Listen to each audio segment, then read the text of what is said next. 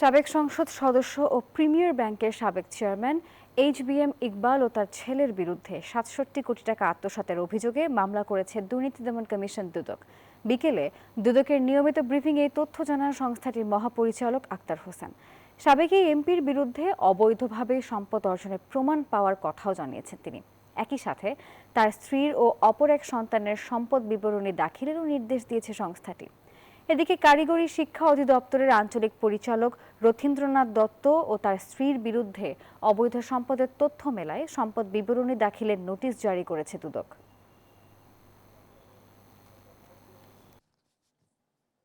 অভিযোগ সংশ্লিষ্ট doctor HBM Iqbal, সাবেক সংসদ সদস্য ও সাবেক চেয়ারম্যান, প্রিমিয়ার ব্যাংক, তার নামে অর্জিত অজ্ঞাত আয়ের উৎসের সাথে অসঙ্গতিপূর্ণ সম্পদের পরিমাণ ৬২,২৪,৯৪,০০০ ও বেশি। তার বিরুদ্ধে সংশ্লিষ্ট ধারায় একটি মামলা রুজুর সিদ্ধান্ত গৃহীত হয়েছে।